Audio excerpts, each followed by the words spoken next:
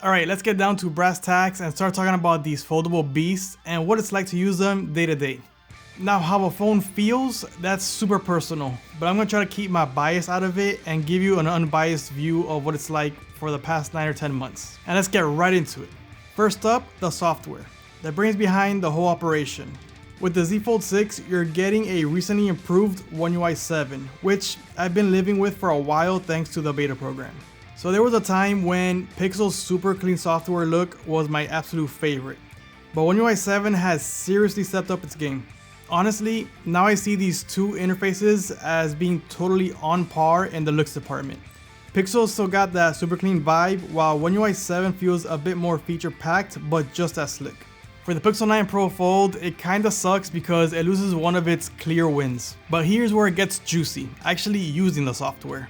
Even in beta, the Z Fold 6's One UI 7 was rock solid. I've run into way fewer weird bugs and glitches compared to my experience with the Pixel 9 Pro Fold. We're talking annoying app scaling headaches on the Pixel, a crazy lock screen thing where half the display gets chopped off when it's closed, and more crashes. The Z Fold 6 and One UI 7 isn't perfect. I mean, I did see one example of an app size issue, but besides that, it's been rock solid. But the sheer number of glitches I've seen on Pixel versus the beta One UI 7 is kind of surprising and something to think about. Alright, let's dive into how these foldables actually feel when you're holding them. And first off, that hinge action. Samsung went with a deliberately firm hinge on the Z Fold 6. It offers a noticeable resistance when you open it. The Pixel 9 Pro Fold, on the other hand, absolutely nailed the hinge feel. It's got that sweet spot of stiffness that makes opening and closing feel just right. For those who see themselves flipping their phone open and close all day, the Pixel definitely takes a win here for me. Now let's talk about how they fit in the hand. Both phones exude a premium feel in terms of build quality. There's really not much to complain about there. Yet there's this undeniable something about the Z Fold 6 that elevates the tactile experience. A subtle hint of quality that just resonates. Interestingly, even though the Pixel 9 Pro Fold has a bit more heft to it, the lighter Z Fold 6 somehow feels more premium. It's not just about the weight itself, it's about how the weight is distributed and the overall form factor. When I pick them both up, the Z Fold 6 just feels a bit more refined, I would say even more deliberately sculpted. Of course, comfort is key, right? Well, let's look at that thinness, and the Pixel 9 Pro Fold is a lot slimmer than the Z Fold 6. And I'd be willing to bet that the Pixel 9 Pro Fold with half of the case on is still going to be slimmer than the Z Fold 6 without any case whatsoever. But being comfy isn't solely about being thin. Weight plays a big role, and this is where the Z Fold 6 really pulls ahead. I can hold the Z Fold 6 for way longer without that end of the day hand fatigue. It's a significant difference compared to the Pixel's weight. The outer screen also tells their own story about comfort and usability. While the Z Fold 6's cover display is now in the yeah, it's good enough zone, the Pixel's size just feels comfier in everyday use. That said, those massive borders on the Pixel definitely a hard pass for me. Samsung's intelligent use of space truly shines, particularly when we look at the cover display. While many of us might yearn for a wider aspect ratio, the Z Fold 6 cleverly maximizes the available real estate along the phone's edge. The Pixel 9 Pro Fold, despite its wider overall stance, presents a stark contrast with its substantial borders, making the cover display feel somewhat smaller than the phone's physical size would suggest. You end up holding a device that feels bulkier than the screen it offers in the front. Then there is the unfolded experience. And here, the difference in the crease becomes apparent in daily use. While the actual depth of the crease might be comparable, the Pixel's seems broader. This wider profile means that no matter the angle I hold the phone, the crease catches the light like a subtle valley and remains visible to at least one eye. The Z Fold 6, on the other hand, manages to make the crease virtually disappear when viewed head-on, offering a more seamless visual experience on that expansive inner display. And finally, let's talk about the design and how that impacts the feel. Aesthetically, the Z Fold 6's squared off corners align beautifully with the overall foldable design language, lending it a more structured and, dare I say, sophisticated look.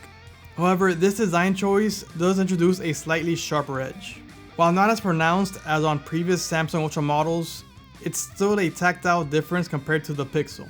The Pixel 9 Pro Fold, with its flat hinge side and rounded opposite edge, avoids any such discomfort, offering a consistently smooth grip regardless of how you hold it. It boils down to a trade-off: the sharp lines and perceived elegance of the Z Fold 6 versus the ergonomic comfort of the Pixel.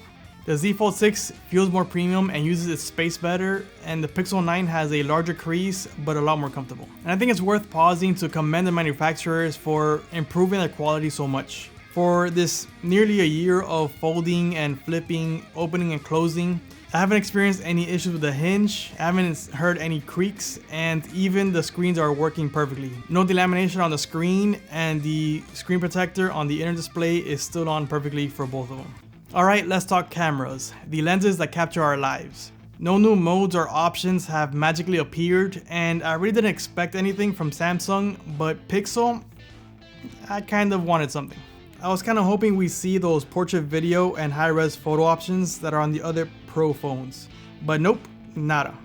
We're pretty much looking at the same software we had out of the box, just with some minor tweaks under the hood with optimization. For me personally, that longer 5x zoom on the Pixel, honestly, day to day, I rarely find myself desperately needing it. Sure, if you're at a concert way back in the nosebleeds, that Pixel zoom would be a lifesaver. But for my usual snaps, not a huge deal. But beyond the extra reach of the 5x zoom and the superior processing, the software doesn't quite beat out Samsung. Here's where my own photo habits come into play. I shoot a pretty even mix of photos and videos, and the Z Fold 6 just gives me the tools I prefer right out of the box. No need to download extra apps or anything. And get this, if you just look at the size of the image sensor, the Z Fold 6 actually has a bigger main sensor. So which camera modes do I use the most and which phone handles it better? First up is the good old default photo mode. The point and shoot for those quick snaps you want to share right away. Here I gotta hand it to the Pixel, its image processing usually spits out slightly better looking photos more consistently. But then we get into the extra photo stuff. 50 megapixel, RAW, portrait mode. This is where it gets a little bit more complicated and where I think Samsung does a bit better. While both phones have their strengths, my love for having manual controls makes me lean towards Samsung. It just fits how I like to shoot.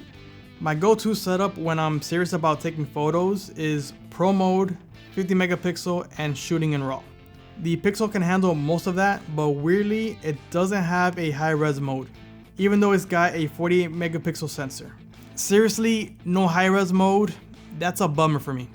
Now let's switch gears to video, and that's somewhat of a similar vibe. The Pixel shoots awesome video, and in some ways can even beat out the Z Fold 6. But when it comes to having more control and more options, the Z Fold 6 is my clear winner. My preferred video settings when I'm really trying to dial things in is Pro Video 4K at that cinematic 24 frames per second, with the ISO, white balance, and shutter speed locked down. The Pixel can do all of that, except the crucial shutter speed option. That's a big deal for getting that movie-like look. The Pixel wins on instant photo quality, but the Samsung has better manual controls and better options. If you're liking this video or finding it helpful, smash that like button and hit subscribe for more. Cheers, now let's keep going. Alright, now let's talk about the cool stuff that these phones can do with AI.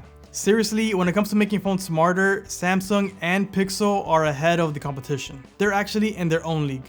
First off, you know how annoying it is when your phone butchers your words when you're trying to text. Well, both of these have super smart voice to text that actually gets your punctuation right and is way more accurate. Personally, I gotta say that Pixel nails this, but Samsung's not far behind at all. Then there's the whole magic trick thing they do with photos and videos. Want to poof someone out of the picture? Bam, gone. Need to stick something extra in? Easy. Even making your shaky home videos sound less like they're recorded in a wind tunnel is a breeze. Pixel might be a tiny bit better at this stuff, but honestly, they're so close it's not even worth sweating the small stuff. Now let's talk about making your own AI pictures, and this is where it gets kind of interesting. Pixel goes with just using words to tell it what you want, which makes sense because not everyone's an artist who can sketch stuff for Samsung's version. Imagine just typing a fluffy purple dragon drinking coffee in Miami, and boom, you've got it on Pixel. Samsung does let you type in what you want now too, which is cool, but their styles are a bit more limited, and they can't do the photorealistic one, which is the one I like the most, which Pixel of course does. So if I had to pick solely based on the AI features, I'd easily go for the Pixel. But this is not one of those things that it's a must. You have to switch just because it's that much better. If you have Samsung, you're not missing out on much because Samsung is just that good as well. So Pixel has a better AI generating software, but both phones are amazing. Alright, now let's delve into the raw muscle and gaming prowess of the foldable phones. When it comes to your everyday hustle, scrolling through social feeds, firing off emails, or even dabbling in some light photo and video editing, the performance of both the Z Fold 6 and the Pixel 9 Pro Fold feels virtually indistinguishable. Honestly, unless you're a dedicated mobile gamer pushing the limits or tackling intense creative tasks, you'd be hard pressed to notice any significant lag or slowdown on either device. The performance chasm begins to widen when you venture into the realm of cutting-edge mobile gaming or more demanding creative workflows, like rendering a lengthy 15 to 20 minute video project. These are the scenarios where the underlying horsepower truly comes into play. While these might represent less frequent use cases for the average user, it's here that the Z Fold 6's beefier specs start to flex their muscle. Purely looking at the silicon and on-paper capabilities, the Samsung undeniably packs a more potent punch. So even though my day-to-day usage hasn't revealed any massive performance gaps, just having that knowledge that the Z Fold 6 has that extra power waiting in there makes me lean towards getting that one. It's just that feeling of having the power there in case you need it, and is also a bit of future-proofing. Alright, let's wrap this up. After living with the Pixel 9 Pro Fold and the Z Fold 6 for 9 to 10 months now, and seeing how they've held up with daily use and updates, here's the deal. While I like what both of these bring to the foldable world, if I had to pick one to rock with, it's gonna be the Z Fold 6. There's just a certain slickness and polish that Samsung has nailed with the Z Fold 6, that for me just edges out the competition. While they haven't hit every single thing on my wishlist just yet, the whole experience feels super smooth and well thought out. So yeah, in my book, it's the better phone. Now I gotta know what you think. Are you team Pixel or team Samsung? Drop a comment below and let me know which team you choose and why. But let's keep it chill and respectful in the comments. Thanks a lot for hanging out and checking out this deep dive. I'll catch you on the next one.